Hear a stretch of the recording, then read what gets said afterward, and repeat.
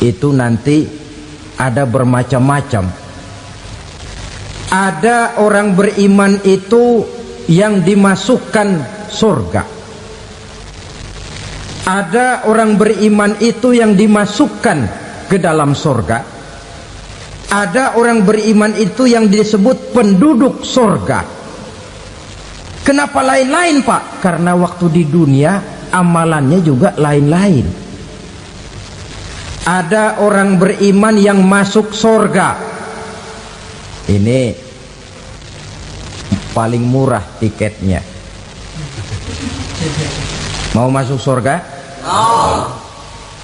Kata Nabi begini, ma min abdin qala la ilaha illallah thumma mata ala dhalik illa dakhalal jannah. Kalau seorang hamba sudah mengucap dua kalimat syahadat, dia yakin dengan kebenaran kalimat itu sampai matinya, orang itu akan masuk surga. Abi Dzar yang waktu itu diajak bicara heran, ya Rasul kok gampang betul? Iya, walaupun orang itu mencuri, iya, walaupun orang itu berzina, iya. Biar dia mencuri, biar dia berzina, kalau dia sudah mengucap dua kalimat syahadat, dia yakin dengan kebenaran kalimat itu sampai matinya, itu orang akan masuk surga. Jadi masuk surga cukup dua kalimat syahadat, yakin sampai mati, masuk surga. Itu perkara masuk. Tapi kalau pertanyaannya diterusin, masuknya kapan, Pak? Nah, ini lain lagi urusannya. Sebab ada yang masuknya itu langsung, ada yang mampir dulu. Di sana tempat cuma dua, kalau tidak surga, neraka. Mau ke surga tapi mampir dulu, yang mampirnya jelas di neraka. Kenapa? Dalam hadis qudsi ada riwayat, nanti itu di akhirat, setelah Allah selesai mengatur penduduk surga masuk surga, yang neraka masuk neraka, Allah berkata kepada malaikat Malik, malaikat Malik, labaik ya Allah, itu bajingan-bajingan tengik, manusia-manusia durjana yang waktu di dunia tidak mau sujud, jauh dari ulama, gemar melakukan yang munkarat dan maksiat, hidup di tengah masyarakat selalu jadi bibit keonaran, kufur, sudah masuk neraka semua. Sudah ya Allah. Nah, kalau sudah, coba sekarang kamu masuk, Malik. Saya, iya, masuk neraka. Mau apa ya Allah? Kata Allah, akhriju minan nar man kana fi qalbihi misqala habatin min khardalin min iman. Kau masuk neraka, cari di dalam neraka orang-orang yang ada imannya walaupun kecil sebesar biji zarah, angkat mereka keluar. Masuk malaikat Malik ke neraka, cari orang yang ada imannya, korek-korek. Ya repot, udah pada gosong. Yang ada imannya diangkat ke atas, yang ada imannya diangkat ke atas, lalu dimandikan di Nahrul Hayat, namanya sungai kehidupan di akhirat nanti. Cakep lagi rupanya, bersih lagi wajahnya, apel di hadapan Allah. Kata Allah, bagaimana mas? Kapok nggak sampean? Kapok ya Allah. Nah, kalau kapok, idhab fadkhulil jannah, pergi masuk surga sana. Berangkat mereka ke surga, ketemu sama teman-temannya yang udah sampai lebih dulu, yang nggak pakai mampir lagi. Terjadi dialog. Kata teman-temannya yang udah pada nyampe duluan, mas, iya, emang baru sampai? Saya baru sampai. Memang mampir di mana dulu mas? Kita sudah lama sampai di surga. Saudara buka surah Al-Muddatsir ayat 34-35. Ma salakakum fis saqar? Kenapa kamu mampir di neraka Saqar? Qalu lam naku minal musallin. Mereka menjawab, kami mampir di neraka Saqar mas, gara-gara dulunya kami waktu di dunia tidak pernah sholat. Tidak pernah sholat? Tidak pernah. Kan rumahnya dekat masjid, cuma dekat doang mas. Sholat mah enggak saya. nggak pernah ngasih makan fakir miskin, nggak pernah hadir di majelis taklim, pendeknya nggak pernah melakukan kebajikan, maka saya pun mampir di neraka sakor. Untung betul saya punya iman mas sedikit. Waktu hidup di dunia dulu saya pernah mengucap 2 kalimat syahadat, sekali-kalinya waktu mau kawin. Masya Allah. Untung saja kawin, kalau nggak kawin polos.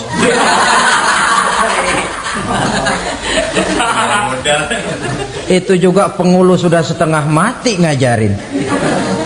Asyhadu alla, asyaduaan, asyaduaan.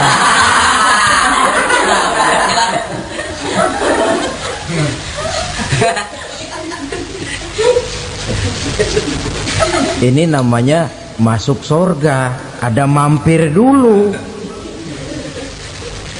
Ada pula orang mukmin itu yang dimasukkan surga. Namanya dimasukkan kan terima beres.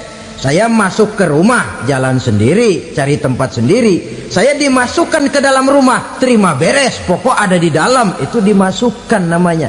Nggak pakai mampir. Tapi tentu tiketnya lebih mahal ketimbang yang pertama tadi.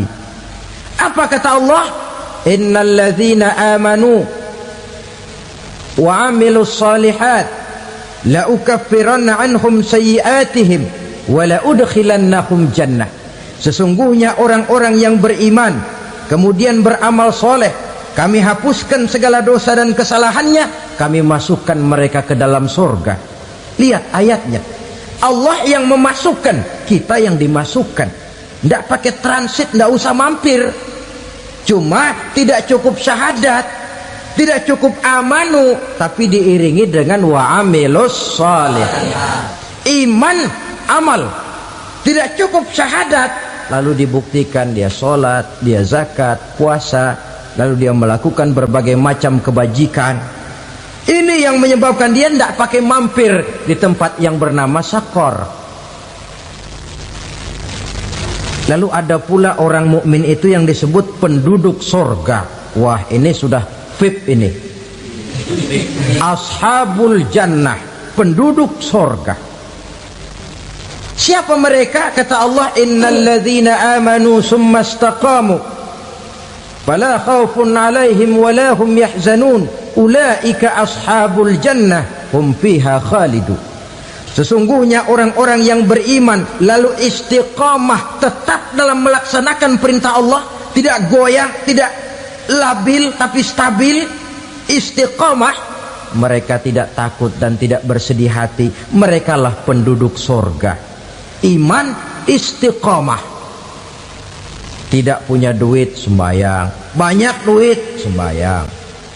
Miskin, sembayang. Kaya, tetap sembayang. Istiqamah. Kadang orang kalau susah rajin ke masjid, banyak duitnya ngelihat masjid melengos. Waktu miskin hamba Allah, setelah kaya jadi hamba harta. Bergeser, tidak ada nilai istiqomahnya. Saudara-saudara, dengan begitu penduduk neraka itu dua. Ada penduduk permanen, ada penduduk yang semi permanen. Yang semi permanen orang-orang beriman yang mempunyai dosa besar. Mereka masuk ke neraka untuk menerima azab sesuai dengan dosanya. Bila selesai masa azab itu, mereka akan diangkat untuk ditempatkan kembali ke dalam surganya Allah Subhanahu wa ta'ala. Nah, dikala itulah saudara-saudara, ada yang disebut syafaat dari Rasulullah Sallallahu Alaihi Wasallam. Tapi tentu jangan lupa, syafaat ini ibarat kain menambal dia. Kita punya kain bolong-bolong sedikit, syafaat yang menambal. Solat kita ada kurang dikit, sedekah kita ada campur riak dikit, amalan kita ada tidak karena Allah dikit, kita berharap syafaat. Jadi biarlah kain masih bolong-bolong, yang penting punya kain. Tapi kalau kainnya tidak ada, yang ditambal apanya? Solat tidak, puasa tidak, zakat tidak, berharap syafaat saja. Ya, terlalu berlebihan itu. Saudara hadirin yang saya hormati, apabila selesai proses penghisaban, proses penghitungan, maka dikala itulah manusia terbagi dalam dua kelompok besar. Fariqun fil jannah wa fariqun fis sa'ir. Sekelompok orang-orang beruntung yang masuk ke dalam surga, dan sekelompok lagi masuk ke dalam neraka. Ibu-ibu, saudara-saudara kaum muslimin rahimakumullah, pada pertemuan yang lalu sudah saya jelaskan bahwa hidup selalu berakhir dengan kematian. Apabila datang kematian menimpa seseorang, datanglah kiamat baginya. Itu yang disebut dengan kiamat kecil. Hakikatnya mati adalah perpindahan dari kehidupan di dunia ini menuju kehidupan di alam barzakh. Menunggu kita di alam barzakh sampai datangnya saat kiamat. Entah 10 tahun, entah 100 tahun, entah 1000 tahun, hanya Allah saja yang maha tahu. Adapun orang-orang beriman yang melakukan amal kebajikan dalam kehidupan di dunia ini, masa penantian yang lama di alam barzakh buat mereka sebentar saja. Tetapi bagi orang-orang kafir yang ingkar, yang tidak beriman kepada Allah, yang hidup di dunia cuma menumpuk-numpuk dosa, tentu penantian di alam barzakh akan merupakan waktu yang sangat lama. Bukankah dalam kehidupan kita waktu itu memang relatif? Contoh misalnya, bagi pemuda-pemudi yang sedang duduk asyik memadu cinta, waktu 4-5 jam saja rasanya cuma 4-5 menit. Tenggelam oleh keasikan. Tapi buat orang yang berbaring di rumah sakit, meratap di balik-balik apa itu tembok derita kata lagu, di balik dinding-dinding penjara, sehari bagai seminggu, seminggu rasa sebulan, sebulan boleh jadi rasa setahun. Penantian yang sangat lama. Kapan kiamat itu akan datang? Ini rahasia Allah.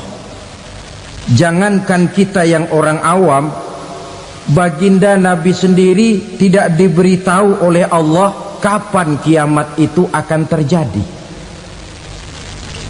Tetapi sungguh pun demikian, banyak hadis-hadis yang menjelaskan ciri atau tanda-tanda datangnya kiamat. Nah, kalau sudah bicara soal tanda, tanda kiamat itu ada dua. Pertama yang disebut alamatus sughra, tanda-tanda kecil. Ini waktunya masih ada tenggang. Ada yang dinamakan alamatul kubra, tanda-tanda besar. Artinya kiamat sudah diambang pintu.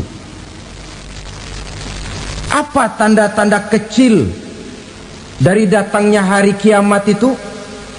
Misalnya kata Nabi, apabila ilmu sudah diangkat oleh Allah, artinya apabila ulama sudah banyak wafat, minat orang belajar agama berkurang, lalu kebodohan nampak merajalela di mana-mana, zina dikerjakan secara terbuka, minuman-minuman keras jadi kebanggaan, itu termasuk di antara tanda-tanda kecil terjadinya hari kiamat. Apalagi misalnya iza waladatil ammatu rabbataha, apabila budak sudah melahirkan tuan.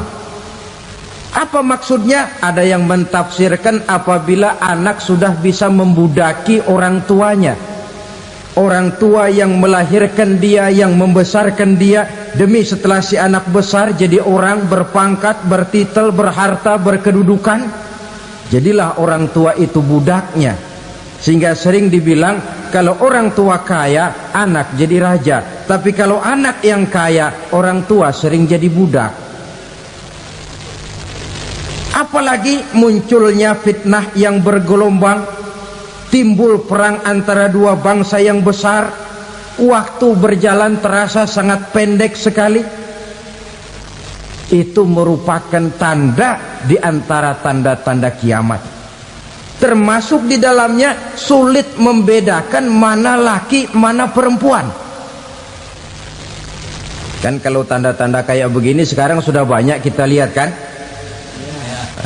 Ulama banyak wafat, penggantinya sulit. Zina dikerjakan berterang-terangan, minuman keras jadi kebanggaan, banyak anak membudaki orang tuanya, sulit membedakan mana laki mana perempuan. Kadang-kadang dari belakang kita lihat perempuan bener, begitu kita colek nengok jenggotan.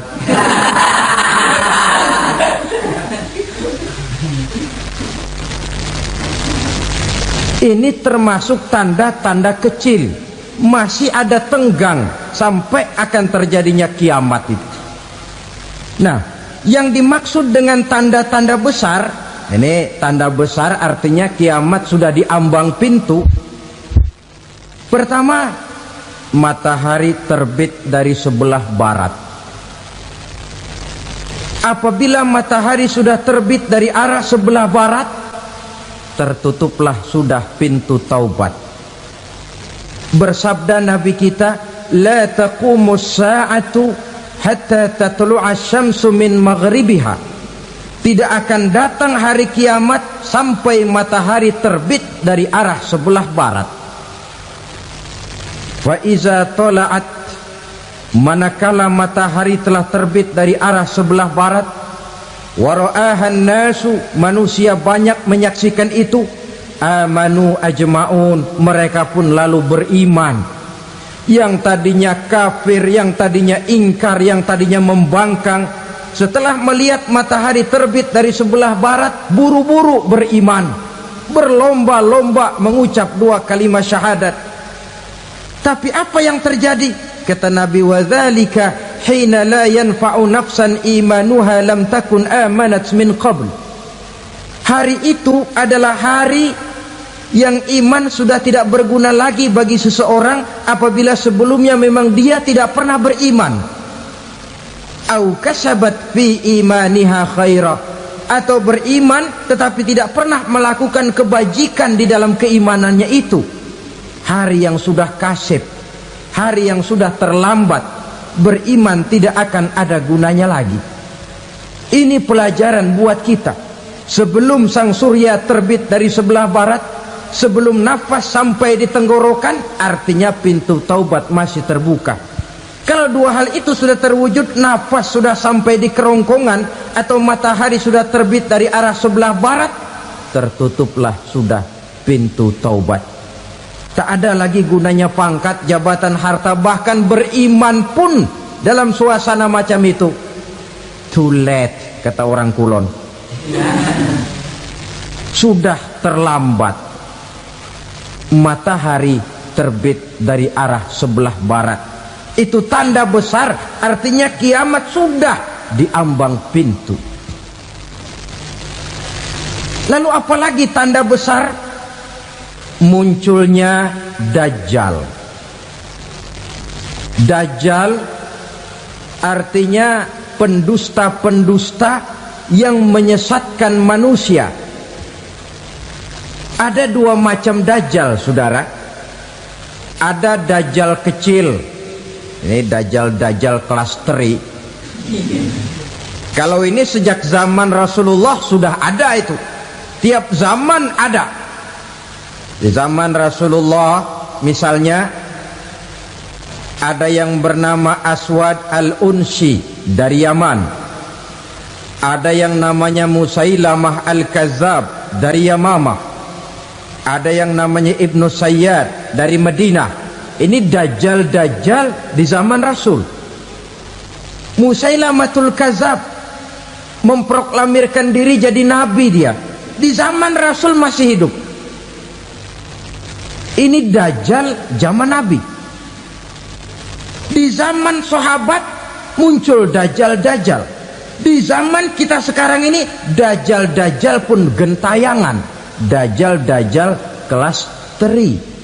Kerjanya mendustakan manusia, menyesatkan manusia, memalingkan manusia dari jalan yang benar dan diridhoi oleh Allah Subhanahu wa taala. Adapun yang merupakan tanda besar dari datangnya kiamat, dajjal-dajjal kelas kakap. Pembohong-pembohong besar yang menyesatkan masyarakat manusia berpaling dari jalan Allah mengikuti jalan mereka.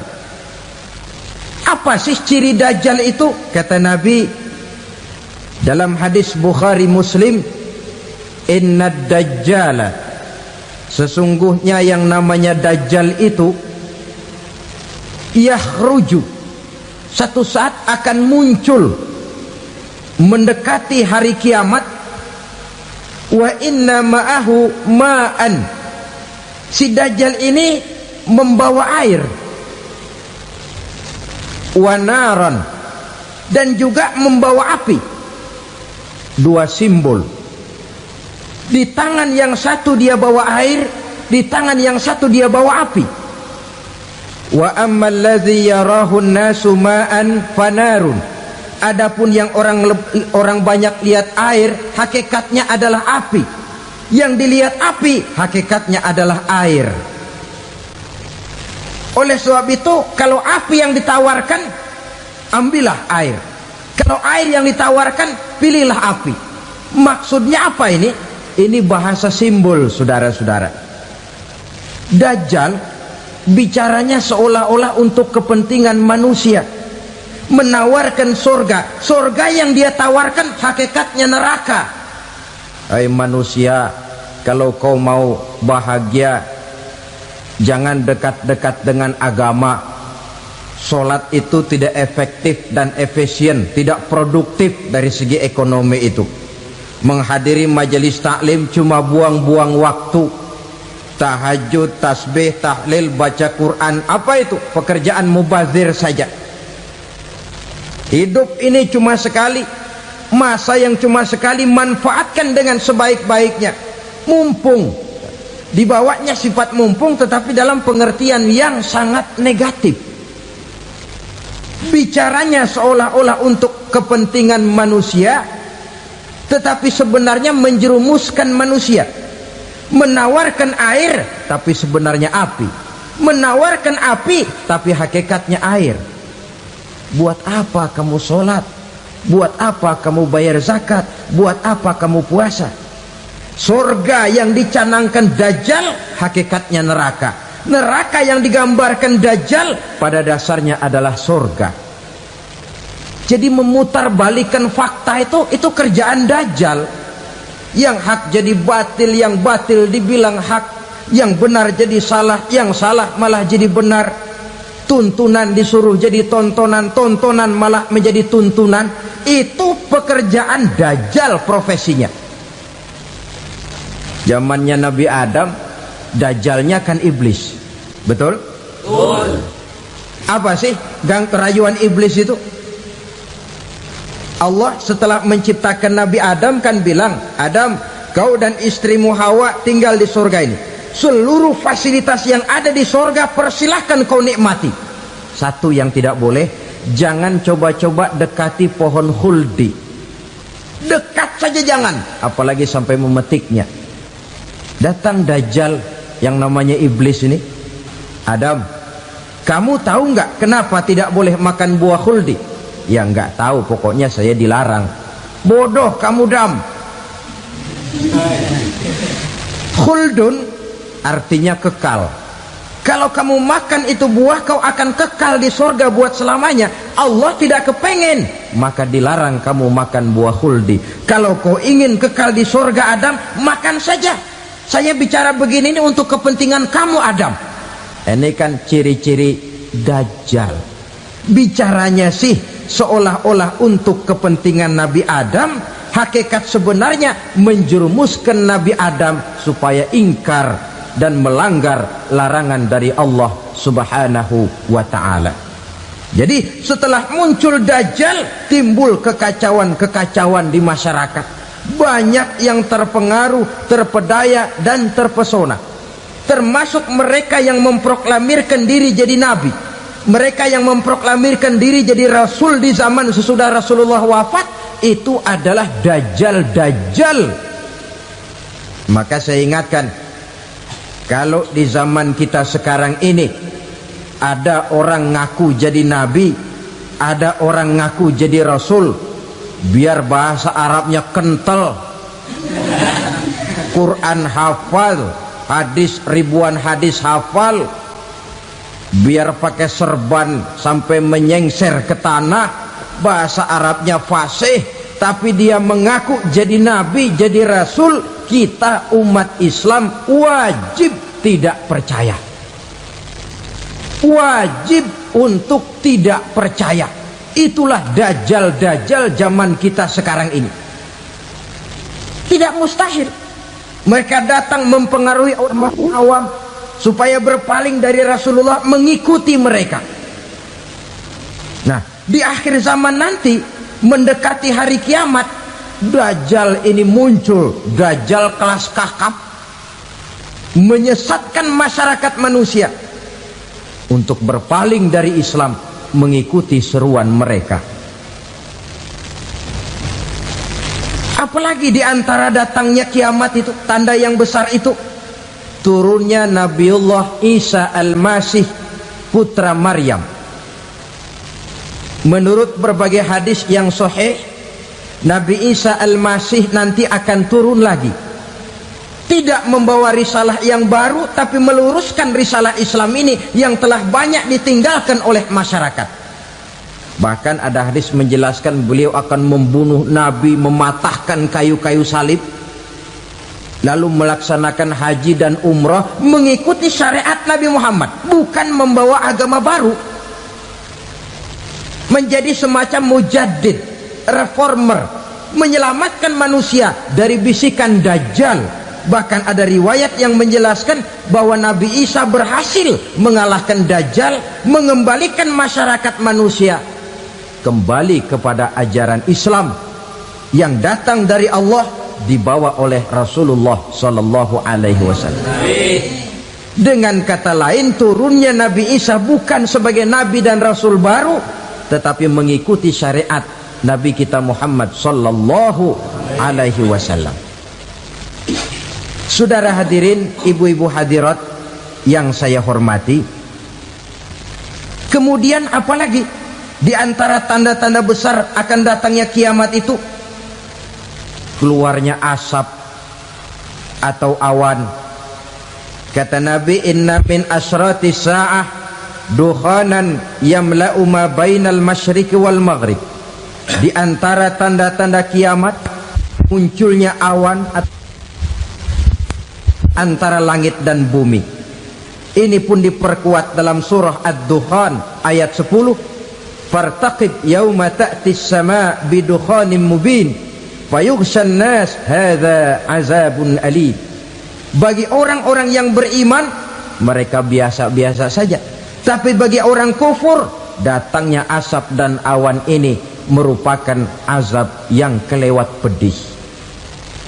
Barangkali sedikit mendekati gambaran tentang azab yang pedih ini, saya ingatkan alam pikiran kita kepada peristiwa yang belum lama terjadi.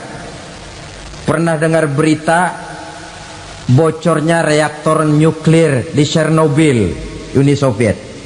Pernah dengar? Nah, bocornya reaktor nuklir di Chernobyl yang mengakibatkan ratusan, bahkan sangat mungkin ribuan nyawa. Cuma satu reaktor. Bagaimana kalau seluruh cadangan nuklir yang dimiliki oleh para negara adik kuasa ini diledakkan?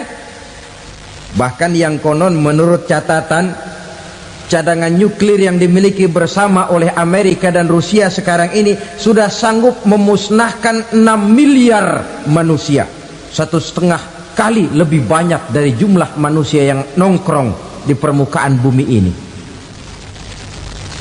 Saudara-saudara hadirin yang saya hormati, lalu saat mendekati hari kiamat, apalagi tandanya setelah Nabi Isa wafat, pada saat turunnya yang kedua kali, lalu Allah meniupkan angin sejuk, semua orang-orang beriman, orang-orang baik wafat, sehingga penghuni bumi ini cuma tinggal lagi terdiri dari orang-orang kafir. Tidak ada lagi di bumi ini yang bisa mengucapkan Allah. Sehingga dalam hadis qudsi itu ada keterangan, innallaha azza wa jalla yaqulu li Israfil. Allah pernah pesan kepada malaikat Israfil, kata Allah, Israfil, idza sami'ta qailan yaqul Allah Allah fa akhirin nafakh 40 sanatan ikraman liqailiha.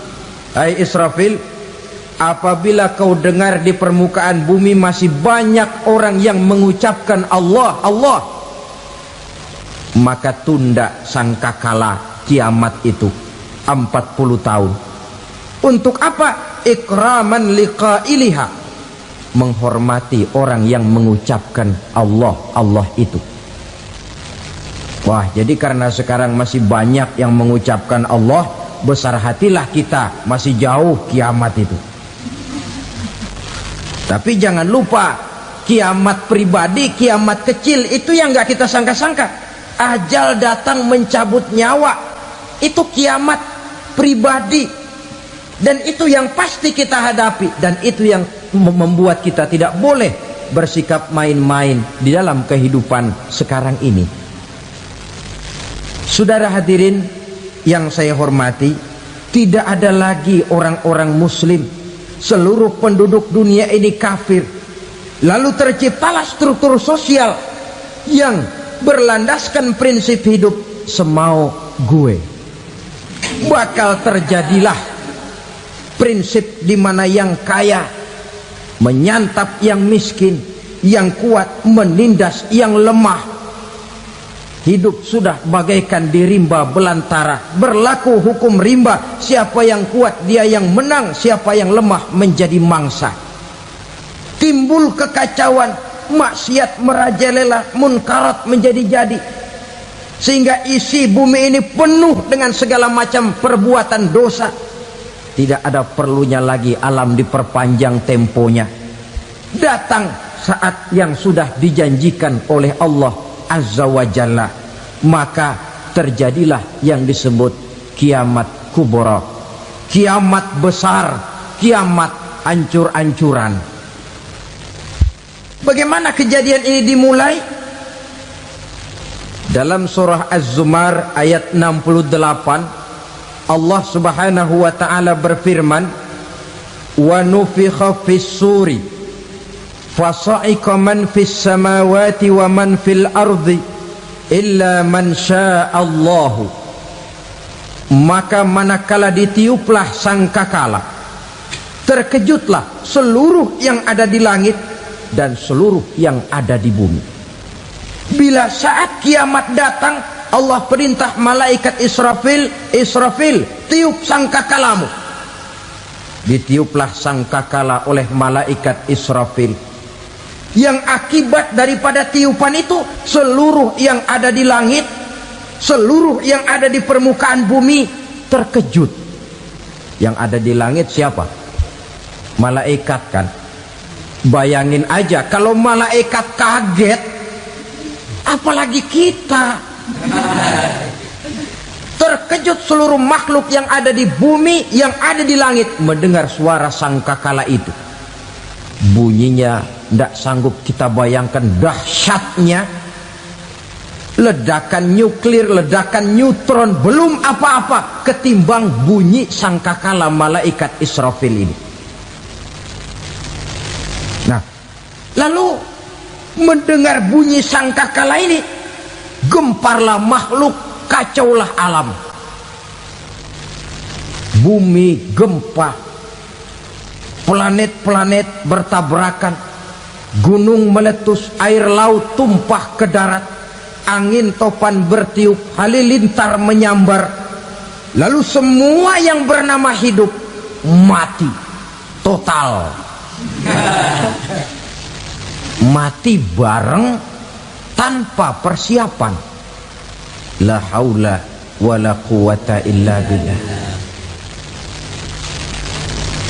Saya kadang-kadang dalam tafakur bermohon, ya Allah, mudah-mudahan saya nggak nemuin kiamat beneran.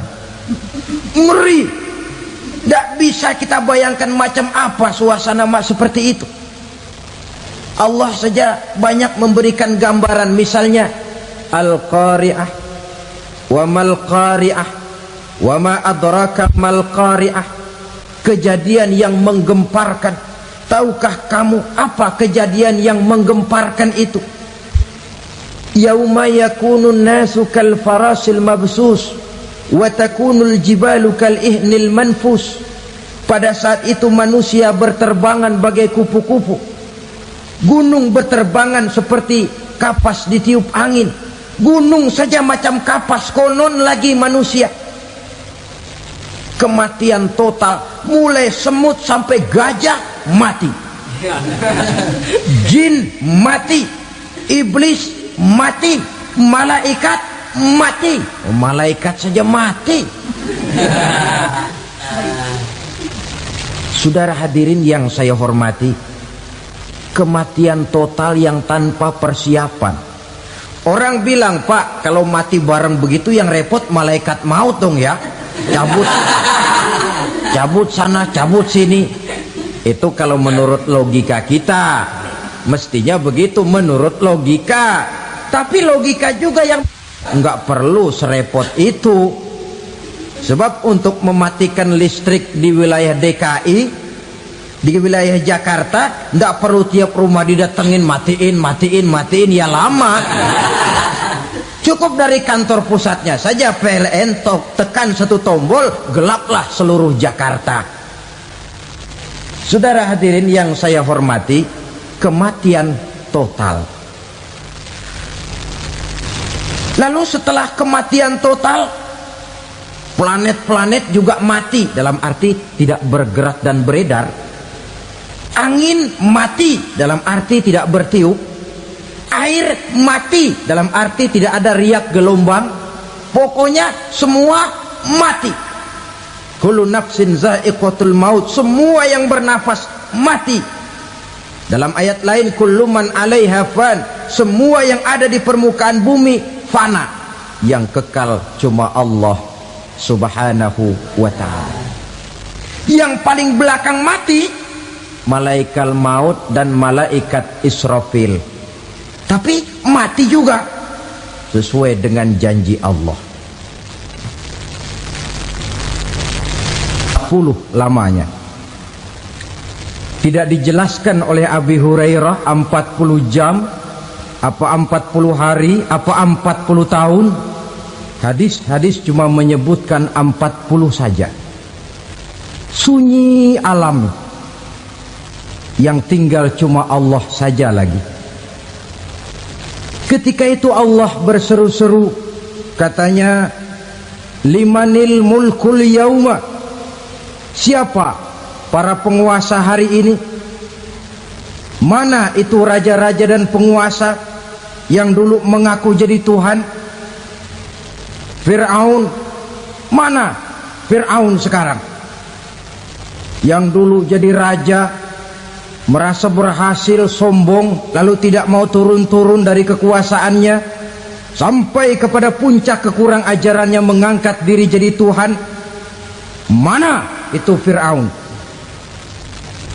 Namrus, mana sekarang Namrus? La ilaha illa ana, ternyata tidak ada Tuhan lain selain daripada aku, kata Allah. Proses kemudian, saudara-saudara, turunlah hujan dari langit. 40 lamanya hujan itu. Tidak jelas juga 40 jam apa 40 hari. Setelah air turun membasahi, datanglah tiupan sangkakala yang kedua. Semua yang bernama mati bangkit dari kuburnya masing-masing. Ini yang disebut Yaumul Ba'thi, hari kebangkitan. Allahu Akbar. Pada saat kita bangkit dari kubur kita masing-masing, kumpul di padang mahsyar namanya. Bayangin aja, saya sendiri nggak sanggup bayangin. Manusia sejak zaman Adam sampai zaman kiamat kumpul bareng di tempat sama. Berapa banyaknya itu?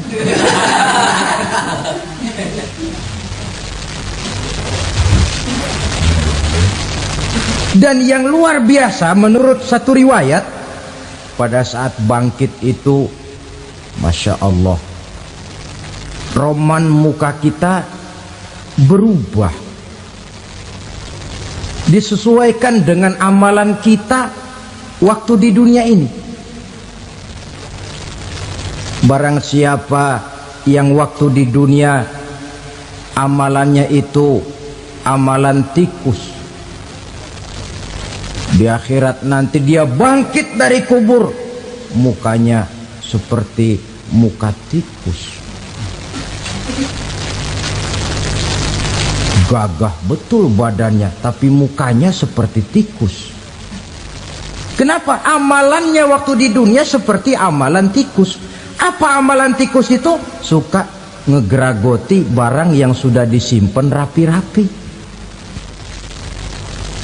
Orang sudah simpan uang rapi-rapi, simpan perhiasan rapi-rapi, digeragoti oleh tikus. Maling-maling, pencoleng-pencoleng, koruptor-koruptor, itu nanti di akhirat nanti kita lihat mukanya seperti muka tikus. Oh, ini waktu di dunia suka nyolong, hanya seperti muka tikus. Barang siapa yang waktu di dunia ini amalannya itu amalan macan, dia akan bangkit nanti mukanya seperti muka macan. Apa amalan macan? Macan itu amalannya menang-menangan. Orang yang mau menang saja nggak mau mengalah. Coba lihat di hutan, kenal hutan nggak? Di hutan, raja hutan di mana-mana pasti macan, betul kan? Betul. Padahal hutan belum pernah bikin pemilihan umum. Tapi macan tidak peduli ada pemilihan umum apa tidak, pokok saya raja. Sebab apa? Macan jadi raja itu bukan karena benar, tapi karena kuat jadi raja. Setelah dia jadi raja, rakyat hutan yang mesti dilindungi malah dimakan oleh raja macan. Kambing rakyat hutan dimakan oleh macan. Ayam rakyat hutan dimakan oleh macan. Itu nanti kita lihat di akhirat itu mukanya seperti muka macan, gagah betul.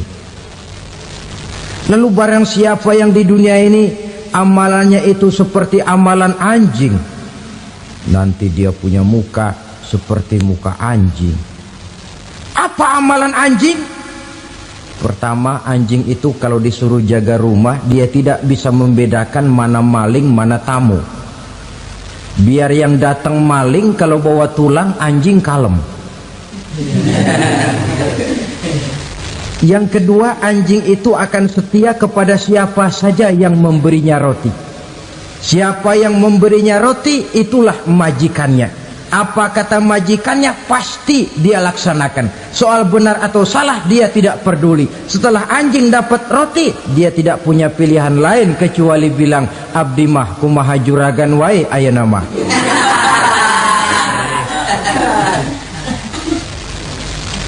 Saudara hadirin yang saya hormati, berkumpul di padang mahsyar, tiap orang sibuk dengan persoalannya masing-masing. Matahari waktu itu didekatkan oleh Allah, panas luar biasa. Ada yang saking panasnya itu mencucurkan peluh keringat sampai sebatas mata kakinya. Ada yang keringatnya sampai sedengkulnya, ada yang keringatnya sampai sepusatnya, ada yang keringatnya mengalir sampai sebahunya, ada yang kelelap oleh keringatnya sendiri, sementara orang di sampingnya nggak apa-apa. Bergantung lagi amalan dia waktu di dunia ini. Saudara-saudara, sebagian orang dalam kepanikan padang mahsyar berombong-rombong datang mereka menghadap Nabi Adam. Ya Adam, anta abal bashar. Hai Adam, Tuhan adalah bapak moyang manusia. Kami sebentar lagi akan disidang, dimintakan pertanggungan jawab. Tolonglah kami, hai Adam.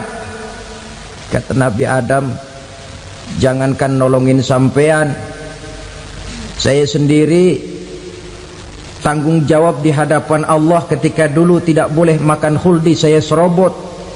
Sudahlah, urus diri masing-masing saja, nafsi. Begitu kata Nabi Nuh, begitu kata Nabi Ibrahim. Tiap orang bertanggung jawab sendiri-sendiri.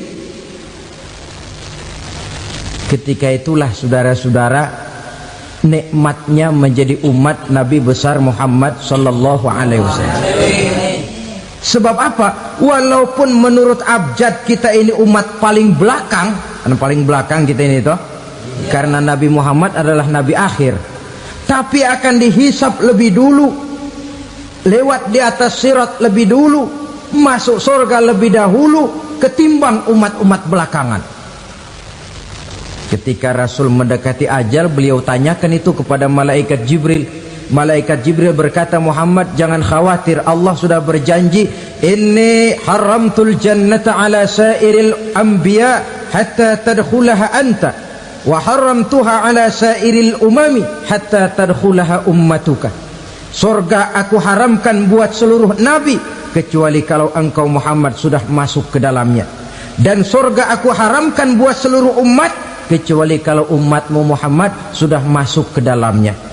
Logikanya, walaupun menurut abjad kita umat paling belakang, bakal dihisap paling dulu, lewat di atas sirat paling dulu, masuk surga paling dulu, kalau mampir ke neraka juga paling dulu. Ya resiko. Jangan mau enaknya aja paling dulu. Saudara hadirin yang saya hormati, setelah masa kebangkitan itu jangan dikira begitu bangkit langsung diperiksa, masih menunggu menanti ribuan tahun perhitungan padang mahsyar untuk sampai kepada proses yang disebut yaumul hisab, hari perhitungan. Seorang demi seorang bakal dipanggil. Bayangkan saja, kita se-RT saja di absen, kadang-kadang perlu waktu lama. Ini manusia sejak zaman Nabi Adam sampai datang hari kiamat, satu demi satu disidang di hadapan Qadhi Rabbul Jalil. Status sosial copot sudah waktu itu. Yang pernah jadi hartawan di situ tidak lagi kelihatan kehartawanannya. Yang pernah jadi jenderal tidak lagi dipanggil jenderalnya. Yang ustadz tidak lagi dipanggil al-mukarramnya. Seluruh status sosial selesai. Dipanggillah kita seorang demi seorang menghadap Qadhi Rabbul Jalil. Bagaimana proses penghisaban itu? Pertama, proses tanya jawab. Di antaranya ada hadis menyatakan, lan tazula qadama 'abdin yaumal qiyamah hatta yus'ala an arba'i khisalin. Besok di hari kiamat tidak akan bergeser telapak kaki seorang hamba sampai dia ditanya lebih dulu tentang 4 persoalan. Tentang ilmunya, kemana ilmu itu diamalkan. Tentang umurnya, di mana umur itu dihabiskan. Tentang masa mudanya, Kemana masa muda itu dipakai? Tentang hartanya, dari mana harta itu didapat dan kemana harta itu dibelanjakan. Ini termasuk proses tanya jawab. Jadi kalau istilah pengadilan dunia, nama Fulan bin Fulan. Kamu waktu di dunia diberikan umur panjang untuk apa? Pernah mengalami masa muda, kemana kau habiskan masa remajamu? Kau diamanahkan ilmu, dengan apa ilmumu kau amalkan? Kau diberikan harta, dari mana harta kau dapat, kemana kau belanjakan? Tak seorang pun yang bisa mungkir. Sebab apa? Dikala itu yang menjadi saksi bukan orang. Yang menjadi saksi adalah seluruh anggota badan kita. Tangan bicara, kaki jadi saksi terhadap seluruh amalan yang pernah kita kerjakan pada saat kehidupan di alam dunia ini. Selesai proses tanya jawab, lalu diperlihatkan buku catatan kita waktu hidup di dunia ini. Jangan lupa Allah itu menyiapkan 2 superkomputer kepada kita, sebelah ditempelin sebelah kanan, yang sebelah tempelin di sebelah kiri. Komputer itu namanya Raqib dan Atid, 2 malaikat yang apabila baik kita lakukan, refleks saja akan menulis kebajikan kita. Jahat kita kerjakan, akan tertulis. Catatan itu nanti diperlihatkan kepada kita. Waduh, alangkah malunya pada saat diperlihatkan catatan kita, buku rapot kita merah melulu. Barangkali diperiksa sambil diomelin, brengsek lo. Buku merah melulu begini, bagaimana waktu hidup di dunia? Tidak cukup diperlihatkan buku catatan kehidupan, rekaman kehidupan. Rekaman kehidupan kita secara utuh sejak terlahir sampai ajal datang merenggut nyawa. Barangkali mirip dengan video sekarang ini, di mana terekam dengan baik seluruh kegiatan kita, sejak yang sekecil-kecilnya sampai kepada yang sebesar-besarnya. Untuk kemudian kita pun menerima balasan. In khairan fa khairun wa in syarran fa syarrun. Kalau baik ya baik balasannya, kalau jahat ya jahat juga balasannya. Catatan-catatan kita diberikan. Kalau banyak kebajikannya diberikan di tangan kanan dengan cara yang halus. Kalau banyak kejahatannya diberikan dari sebelah kiri atau dilempar dari belakang. Itulah sebabnya sejak di dunia ini kita sudah mohon kepada Allah. Ketika berwudu membasuh tangan kanan, apa kita bilang? Allahumma a'tini kitabi biyamini wa hasibni hisaban yasira. Ya Allah, berikan saya kitab di tangan kanan, dan kalau saya memang perlu dihisap, hisaplah saya yang seringan-ringannya. Tangan kiri berlindung kita kepada Allah, jangan sampai diberikan kitab di tangan kiri atau dari arah sebelah belakang. Wa a'udzubika an tu'tiya kitabi bishimali aw min wara'i zuhri, dari arah sebelah belakang. Na'udzubillah min dzalik. Setelah selesai lewat proses penghisaban, lewat mizan, timbangan, maka yang sudah selesai dihisab itu bergeraklah menuju sirat, jembatan yang terbentang menuju surga melalui neraka. Saudara-saudara, panjangnya perjalanan sirat itu memakan waktu ratusan tahun. Tetapi orang yang lewat di atas sirat pun macam-macam, bergantung amalannya ketika di dunia ini. Ada yang lewat di atas sirat itu kalbarkil khatib, seperti kilat yang menyambar, lep, sudah sampai dia di surga. Cepat bukan main. Ada yang lewat di atas sirat itu seperti orang lari-lari. Ada yang lewat di atas sirat itu seperti orang jalan biasa. Ada yang sambil merangkak. ada yang sambil ngesor, ada yang sambil gelayutan, ada yang selamat sampai ke ujung ke surga, ada yang tergelincir jatuh masuk ke dalam neraka, bergantung amalannya dalam kehidupan di dunia sekarang ini.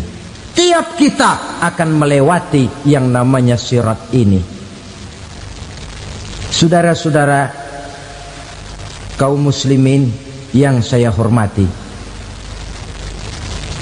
dengan demikian mereka yang selamat melalui sirat sampai ke terminal akhir surga, mereka yang ketika dihisab ternyata banyak kejahatannya daripada kebaikannya, mereka singgah di dalam neraka.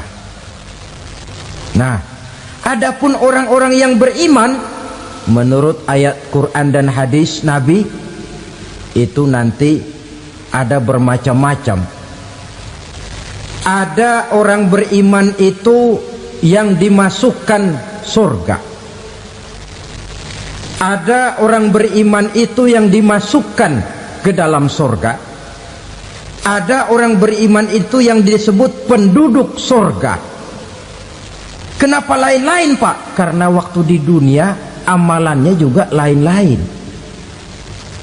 Ada orang beriman yang masuk surga. Ini paling murah tiketnya. Mau masuk surga? Kata Nabi begini, ma min abdin qala la ilaha illallah thumma mata ala dhalik illa dakhalal jannah. Kalau seorang hamba sudah mengucap dua kalimat syahadat, dia yakin dengan kebenaran kalimat itu sampai matinya, orang itu akan masuk surga. Abi Dzar yang waktu itu diajak bicara heran, ya Rasul kok gampang betul? Iya, walaupun orang itu mencuri, iya, walaupun orang itu berzina, iya, biar dia mencuri, biar dia berzina, kalau dia sudah mengucap dua kalimat syahadat, dia yakin dengan kebenaran kalimat itu sampai matinya, itu orang akan masuk surga. Jadi masuk surga cukup dua kalimat syahadat, yakin sampai mati, masuk surga. Itu perkara masuk. Tapi kalau pertanyaannya diterusin, masuknya kapan, Pak? Nah, ini lain lagi urusannya. Sebab ada yang masuknya itu langsung, ada yang mampir dulu. Di sana tempat cuma dua, kalau tidak surga, neraka. Mau ke surga tapi mampir dulu, yang mampirnya jelas di neraka. Kenapa? Dalam hadis qudsi ada riwayat, nanti itu di akhirat, setelah Allah selesai mengatur penduduk surga masuk surga, yang neraka masuk neraka, Allah berkata kepada malaikat Malik, malaikat Malik, labaik ya Allah, itu bajingan-bajingan tengik, manusia-manusia durjana yang waktu di dunia tidak mau sujud, jauh dari ulama, gemar melakukan yang munkarat dan maksiat, hidup di tengah masyarakat selalu jadi bibit keonaran, kufur, sudah masuk neraka semua. Sudah ya Allah. Nah, kalau sudah, coba sekarang kamu masuk, Malik. Saya, iya, masuk neraka. Mau apa ya Allah? Kata Allah, akhriju minan nar man kana fi qalbihi misqala habatin min khardalin min iman. Kau masuk neraka, cari di dalam neraka orang-orang yang ada imannya walaupun kecil sebesar biji zarah, angkat mereka keluar. Masuk malaikat Malik ke neraka, cari orang yang ada imannya, korek-korek. Ya repot, udah pada gosong. Yang ada imannya diangkat ke atas, yang ada imannya diangkat ke atas, lalu dimandikan di Nahrul Hayat, namanya sungai kehidupan di akhirat nanti. Cakep lagi rupanya, bersih lagi wajahnya, apel di hadapan Allah. Kata Allah, bagaimana mas? Kapok nggak sampean? Kapok ya Allah. Nah, kalau kapok, idhab fadkhulil jannah, pergi masuk surga sana. Berangkat mereka ke surga. ketemu sama teman-temannya yang udah sampai lebih dulu, yang nggak pakai mampir lagi. Terjadi dialog. Kata teman-temannya yang udah pada nyampe duluan, "Mas, iya, emang baru sampai?" Saya baru sampai." "Memang mampir di mana dulu, Mas? Kita sudah lama sampai di surga."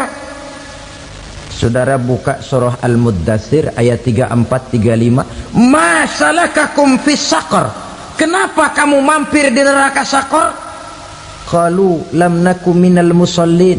Mereka menjawab, kami mampir di neraka Saqar, Mas, gara-gara dulunya kami waktu di dunia tidak pernah sholat. Tidak pernah sholat? Tidak pernah. Kan rumahnya dekat masjid.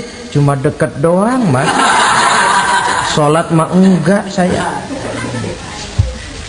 Enggak pernah ngasih makan fakir miskin, enggak pernah hadir di majelis taklim, pendeknya enggak pernah melakukan kebajikan, maka saya pun mampir di neraka Saqar. Untung betul saya punya iman, Mas, sedikit. Waktu hidup di dunia dulu saya pernah mengucap 2 kalimat syahadat, sekali-kalinya waktu mau kawin. Masya Allah. Untung saja kawin, kalau nggak kawin polos.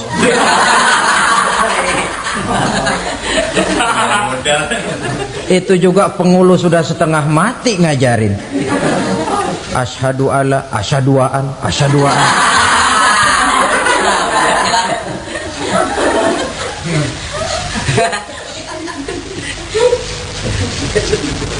Ini namanya masuk surga, ada mampir dulu. Ada pula orang mukmin itu yang dimasukkan surga. Namanya dimasukkan kan terima beres. Saya masuk ke rumah, jalan sendiri, cari tempat sendiri. Saya dimasukkan ke dalam rumah, terima beres, pokok ada di dalam, itu dimasukkan namanya. Nggak pakai mampir.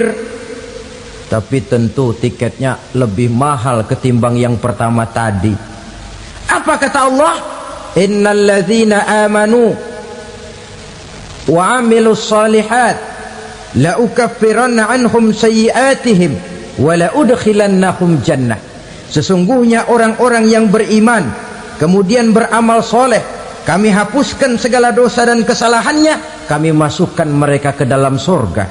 Lihat ayatnya, Allah yang memasukkan, kita yang dimasukkan. Tidak pakai transit, tidak usah mampir. Cuma tidak cukup syahadat, tidak cukup amanu, tapi diiringi dengan wa'amilus salih. Iman, amal. Tidak cukup syahadat, lalu dibuktikan dia sholat, dia zakat, puasa, lalu dia melakukan berbagai macam kebajikan. Ini yang menyebabkan dia tidak pakai mampir di tempat yang bernama Saqar. Lalu ada pula orang mukmin itu yang disebut penduduk surga. Wah, ini sudah VIP ini. Ashabul jannah, penduduk surga. Siapa mereka? Kata Allah, innal ladzina amanu summa istaqamu fala khaufun 'alaihim wala hum yahzanun ulaika ashabul jannah hum fiha khalidun. Sesungguhnya orang-orang yang beriman lalu istiqamah, tetap dalam melaksanakan perintah Allah, tidak goyang, tidak labil tapi stabil, istiqamah, mereka tidak takut dan tidak bersedih hati. Merekalah penduduk surga. Iman, istiqamah. Tidak punya duit, sembahyang. Banyak duit, sembahyang. Miskin, sembahyang. Kaya, tetap sembahyang. Istiqamah. Kadang orang kalau susah rajin ke masjid, banyak duitnya ngelihat masjid melengos.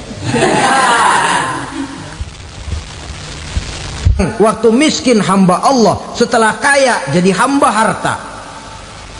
Bergeser, tidak ada nilai istiqomahnya. Saudara-saudara, dengan begitu penduduk neraka itu dua.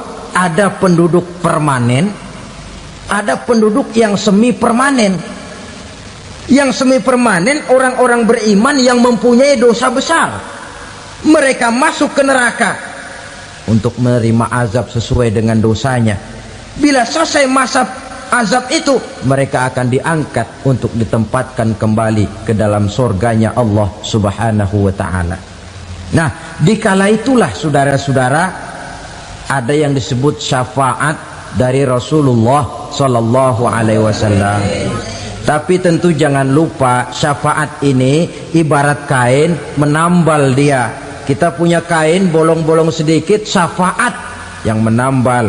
Solat kita ada kurang dikit, sedekah kita ada campur riak dikit, amalan kita ada tidak karena Allah dikit, kita berharap syafaat. Jadi biarlah kain masih bolong-bolong, yang penting punya kain. Tapi kalau kainnya tidak ada, yang ditambal apanya? Solat tidak, puasa tidak, zakat tidak, berharap syafaat saja. Ya, terlalu berlebihan itu. Saudara hadirin yang saya hormati, apabila selesai proses penghisaban, proses penghitungan, maka dikala itulah manusia terbagi dalam dua kelompok besar. Fariqun fil jannah wa fariqun fis sa'ir. Sekelompok orang-orang beruntung yang masuk ke dalam surga, dan sekelompok lagi masuk ke dalam neraka.